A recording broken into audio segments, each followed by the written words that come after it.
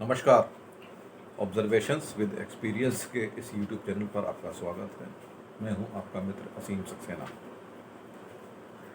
ईश्वर ने हमको जीवन में सब कुछ दिया है और जो कुछ भी मिलता है वो हमको हमारे पिछले जन्मों के कर्मों के अनुसार मिलता है, ऐसा उपनिषदों वगैरह में कहा गया है। लेकिन होता क्या है कि हम अक्सर कुछ ना कुछ तुलना में लग जाते हैं कि हमको ये नहीं मिला, वो नहीं मिला, वो नहीं मिला, परेशान से रहते हैं। तो ज़िंदगी का एक फ़लसफ़ा है, अगर हम ज़िंदगी खुश होकर जिएंगे तो हमसे ज़्यादा खुश नसीब दूसरा कोई नहीं है। कुछ लोग होते हैं जो दूसरों की खुशियों से अपनी ज़िंदगी की खुशियों को तुलना करते हैं, कंपेयर करते हैं। वो हमेशा डिफ़िकल्ट होते हैं, प्रॉब्लम में रहते हैं, परेशान रहते हैं, खुश नहीं होते। कुछ लोगों की ज़िंदगी बड़ी ख़राब होती है क्योंकि वो लोग अपनी ज़िंदगी में सिर्फ कमियां ही ढूंढते हैं। ये नहीं मिला, वो नहीं मिला, क्या है, सिर्फ तिरस्कृत रहते हैं। तो मानसिक रूप से भी वो तिरस्कृत हो जाते हैं, परेशान रहते हैं। उनकी ज़िंदगी सबसे ज़्यादा कठिन होती है, दुष्कर होती है। इसलिए बेहतर ये होता है ना कि अपने ज़िंदगी के हर लम्हे को खुशी के साथ निभाना चाहिए, जीना चाहिए। जो है ठीक है, आधा गिलास खाली नहीं देखना है, आधा गिलास भरा हुआ देखना है। जितना मिला है उतना पर्याप्त है, इसमें परेशान होने की ज़रूरत नहीं है। और जो हमको चाहिए उसके लिए मेहनत करो, मिल जाएगा। नहीं मिलता है तो भगवान इकट्ठा करके कभी और दे देंगे। मिलना सबको है। भाई आज आपको लगता है कि मेरी सैलरी कम है, मैं मेहनत बहुत करता हूँ, मिल नहीं रहा है, कोई बात नहीं, जमा हो रहा है, इकट्ठा ही देंगे आपको, ब्याज समेत, बढ़िया, बहुत ज़्यादा। फिर आप बोलेंगे कि जी मैंने इतना आपकी बुराइयाँ की तो इतना ब्याज काट लो। ऐसा तो नहीं होगा ना। जो भी मिलता है बढ़ के मिलता है, और जब बढ़ के मिलता है तो बड़ा मज़ा आता है। मैं आपको एक कहानी सुनाता हूँ। एक घोड़ा और एक गधा एक मालिक के अस्तबल में बंधे हुए थे। दोनों में बड़ी मित्रता थी, दोनों बड़े ठीक ठाक थे।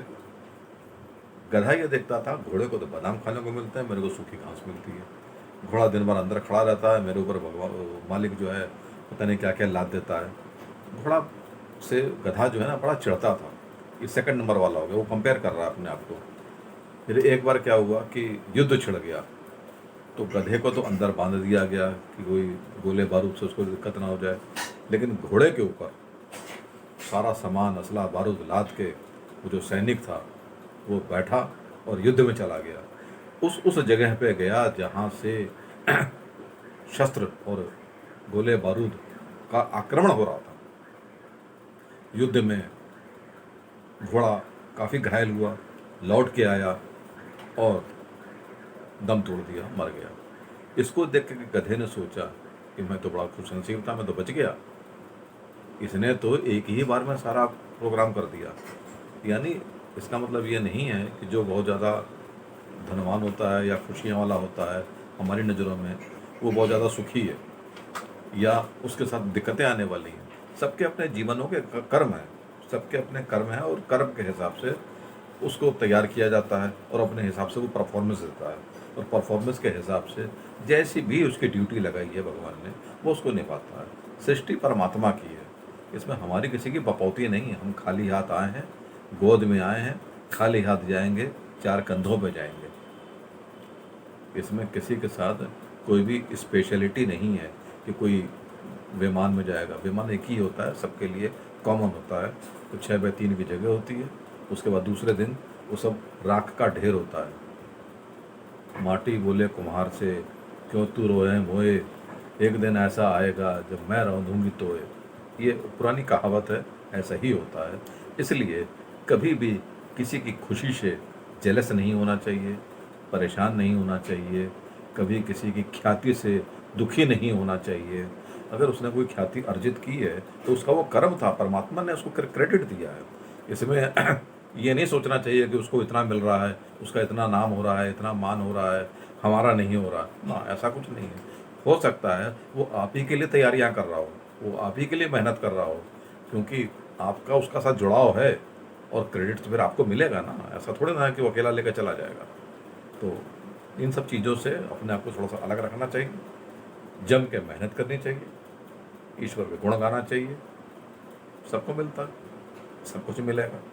इसलिए हमेशा खुश रहिए।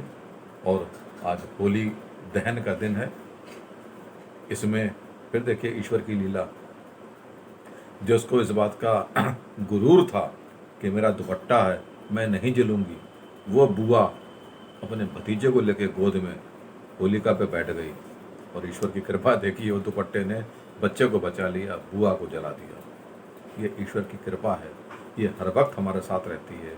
हम ही भूल जाते हैं कि ईश्वर क्या चीज़ है।